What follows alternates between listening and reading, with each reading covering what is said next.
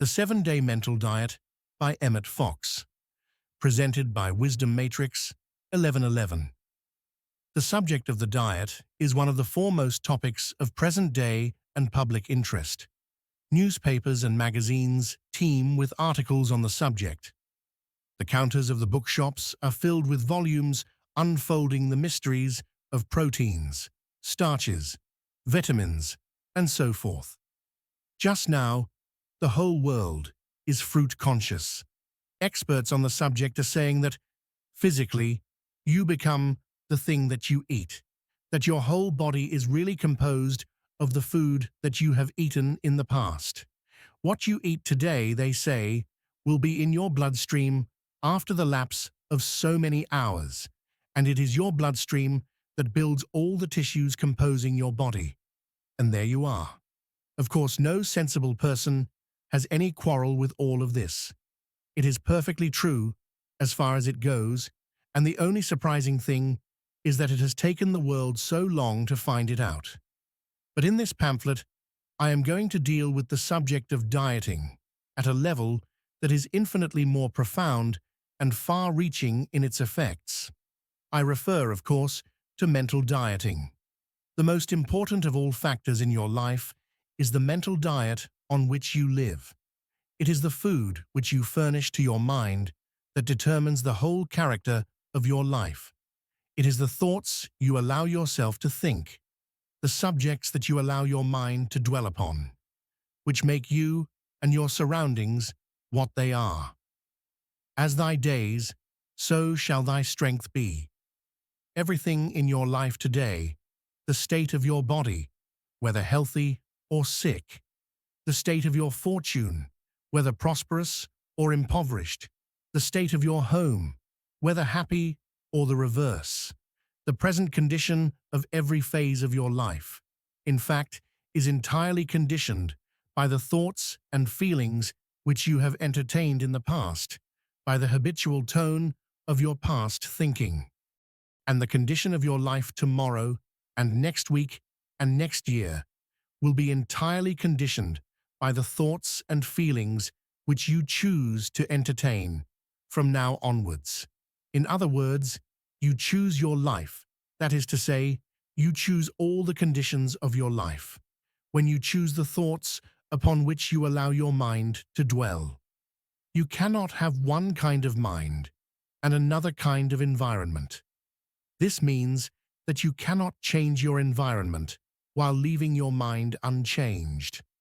Nor, and this is the supreme key to life, and the reason for this pamphlet, can you change your mind without your environment changing too. This, then, is the real key to life. If you change your mind, your conditions must change too. Your body must change. Your daily work or other activities must change. Your home must change.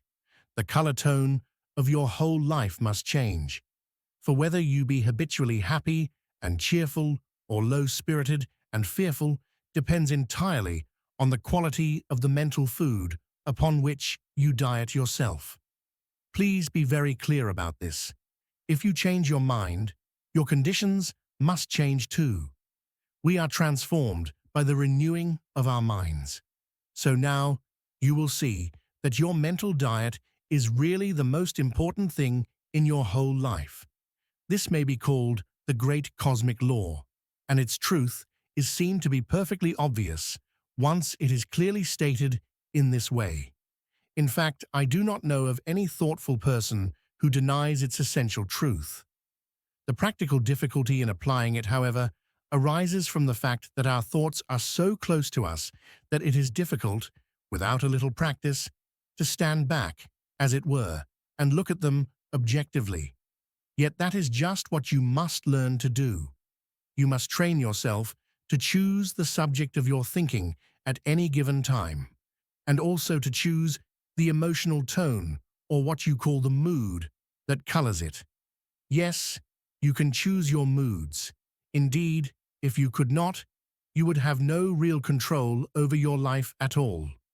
Moods habitually entertained produce the characteristics, the dispositions of the person concerned, and it is his disposition that finally makes or mars a person's happiness. You cannot be healthy. You cannot be happy. You cannot be prosperous if you have a bad disposition. If you are sulky, or surly, or cynical, or depressed, or superior, or frightened half out of your wits, your life can't possibly be worth living. Unless you are determined to cultivate a good disposition, you may as well give up all hope of getting anything worthwhile out of life. And it is kinder to tell you very plainly that this is the case. If you are not determined to start in now and carefully select all day the kind of thoughts that you are going to think, you may as well give up all hope of shaping your life into the kind of thing that you want it to be, because this is the only way. In short, if you want to make your life happy and worthwhile, which is what God wishes you to make it, you must begin immediately to train yourself in the habit of thought selection and thought control. This will be extremely difficult for the first few days, but if you persevere, you will find that it becomes rapidly easier, and it is actually the most interesting experiment that you could possibly make. In fact, this thought control is the most thrilling, interesting hobby that anyone could take up. You will be amazed at the interesting things that you will learn about yourself, and you will get results almost from the beginning. Now, many people, knowing this truth, make sporadic efforts from time to time to control their thoughts. But the thought stream, being so close, as I have pointed out, and the impacts from our outside so constant and varied, they do not make very much progress. That is not the way to work. Your only chance is definitely to form a new habit of thought which will carry you through when you are preoccupied or off your guard, as well as when you are consciously attending to the business. This new thought habit must be definitely acquired, and the foundation of it can be laid within a few days. And the way to do it is this. Make up your mind to devote 1 week solely to the task of building a new habit of thought. And during that week, let everything in life be unimportant as compared with that. If you will do so, then the week will be the most significant week in your whole life. It will literally be the turning point for you.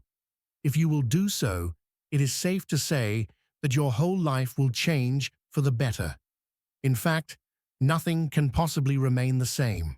This does not simply mean that you will be able to face your present difficulties in a better spirit. It means that the difficulties will go. This is a scientific way to alter your life, and being in accordance with the great law, it cannot fail. Now, do you realize that by working in this way, you do not have to change conditions? What happens is that you apply the law, and then the conditions change spontaneously. You cannot change conditions directly. You have often tried to do so and failed. But go on the 7-day mental diet, and conditions must change for you. This, then, is your prescription. For 7 days, you must not allow yourself to dwell for a single moment on any kind of negative thought. You must watch yourself for a whole week as a cat watches a mouse. You must not, under any pretense, allow your mind to dwell on any thought that is not positive, constructive, optimistic, kind. The discipline will be so strenuous that you could not maintain it consciously for much more than a week, but I do not ask you to do so. A week will be enough, because by that time, the habit of positive thinking will begin to be established. Some extraordinary changes for the better will have come into your life, encouraging you enormously, and then the future will take care of itself. The new way of life will be so attractive and so much easier than the old way that you will find your mentality aligning itself almost automatically. But the 7 days are going to be strenuous. I would not have you enter upon this without counting the cost. Mere physical fasting would be child's play in comparison, even if you have a very good appetite. The most exhausting form of army gymnastics, combined with 30-mile route marches, would be mild in comparison with this undertaking. But it is only for 1 week in your life, and it will definitely alter everything for the better for the rest of your life here, for all eternity in fact. Things will be utterly different and inconceivably better than if you had not carried through this undertaking. Do not start lightly. Think about it for a day or two before you begin. Then start in, and the grace of God go with you. You may start any day in the week, and at any time in the day, first thing in the morning, or after breakfast, or after lunch. It does not matter. But once you do start, you must go right through for 7 days. That is essential. The whole idea is to have 7 days of unbroken mental discipline in order to get the mind definitely bent in a new direction once and for all. If you make a false start, or even if you go on well for 2 or 3 days and then for some reason fall off the diet, the thing to do is drop the scheme altogether for several days and then start again afresh. There must be no jumping on and off, as it were.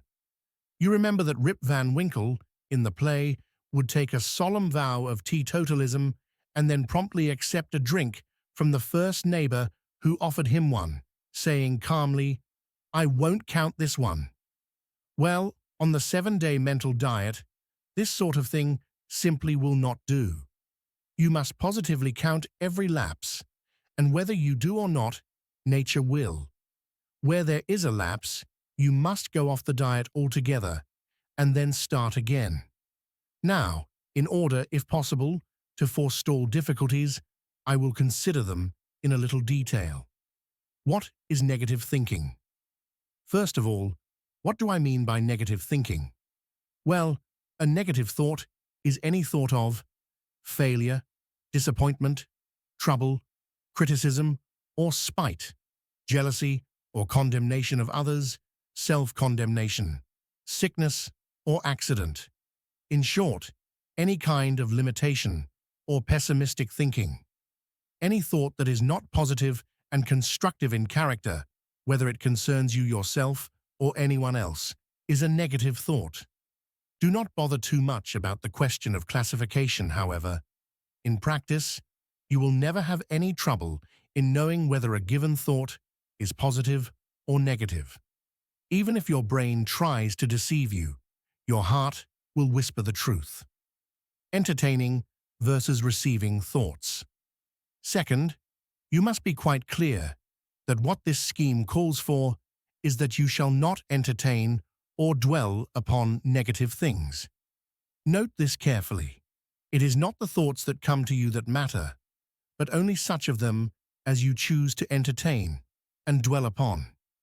It does not matter what thoughts may come to you, provided you do not entertain them. It is the entertaining or dwelling upon them that matters. Of course, many negative thoughts will come to you all day long. Some of them will just drift into your mind of their own accord, seemingly, and these come to you out of the race mind. Other negative thoughts will be given to you by other people, either in conversation or by their conduct. Or you will hear disagreeable news, perhaps by letter or telephone, or you will see crimes and disasters announced in newspaper headings. These things, however, do not matter, as long as you do not entertain them.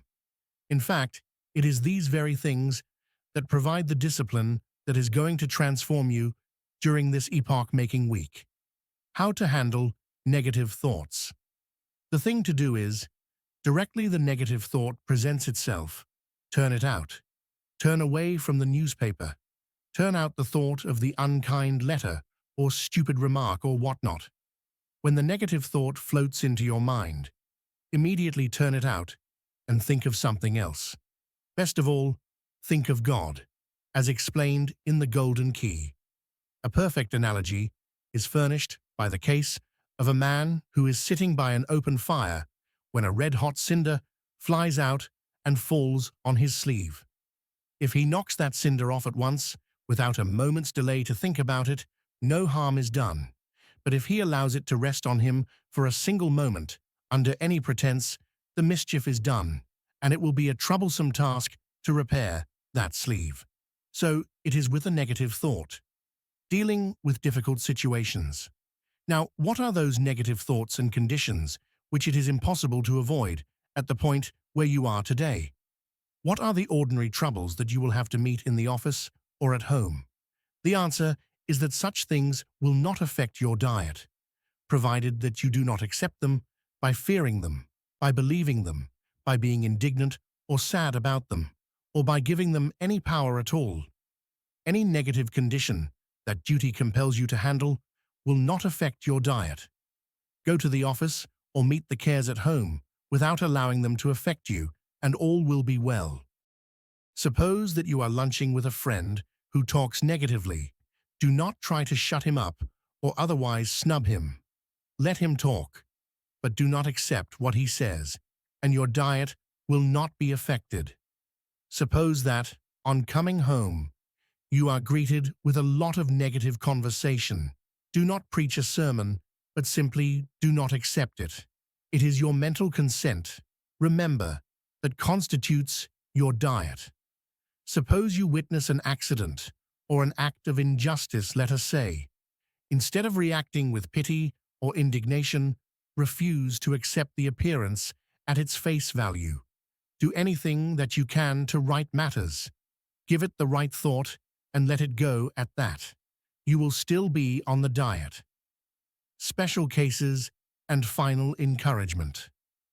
Of course, it will be very helpful if you can take steps to avoid meeting, during this week, anyone who seems likely to arouse the devil in you. People who get on your nerves, or rub you the wrong way, or bore you, are better avoided while you are on the diet. But if it is not possible to avoid them, then you must take a little extra discipline. That is all. Suppose that you have a particularly trying ordeal before you next week. Well, if you have enough spiritual understanding, you will know how to meet that in the spiritual way. But for our present purpose, I think I would wait and start the diet as soon as that ordeal is over. As I said before, do not take up the diet lightly, but think it over well first.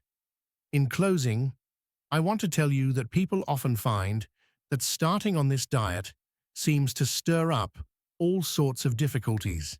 It seems as though everything begins to go wrong at once. This may be disconcerting, but it is really a good sign. It means that things are moving, and is not that the very object we have in view. Suppose your whole world seems to rock on its foundation.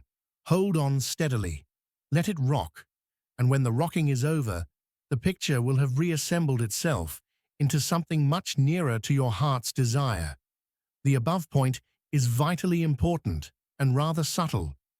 Do you not see that the very dwelling upon these difficulties is, in itself, a negative thought, which has probably thrown you off the diet? The remedy is not, of course, to deny that your world is rocking in appearance, but to refuse to take the appearance for the reality. A closing word of caution. Do not tell anyone else that you are on the diet or that you intend to go on it. Keep this tremendous project strictly to yourself. Remember that your soul should be the secret place of the Most High.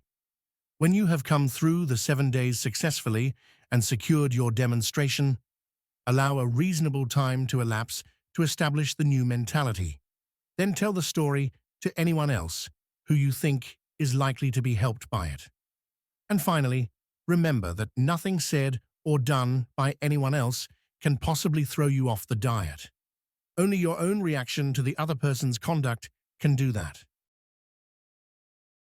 So there you have it, The 7-Day Mental Diet by Emmet Fox, a powerful little book with a bold challenge to take full control of your mental diet for just 1 week. No complaining, no criticizing, no dwelling on negativity, only faith, hope, love, and positivity. It's not easy, but it's transformational. Because once you begin to discipline your thoughts, you begin to change your world. And that's the essence of Emmet Fox's timeless message, that your inner world shapes your outer reality. So take the challenge Start small and stay committed. You may be surprised how much your life can shift for the better, not someday, but starting right now, with just one new positive thought at a time. If you found this video helpful or inspiring, don't forget to like, subscribe, and share your thoughts in the comments below. What you share could be the light that guides someone forward. Thank you for tuning in. Keep your mental diet clean, and your life will naturally follow. You'll be amazed by the results. Until next time, peace.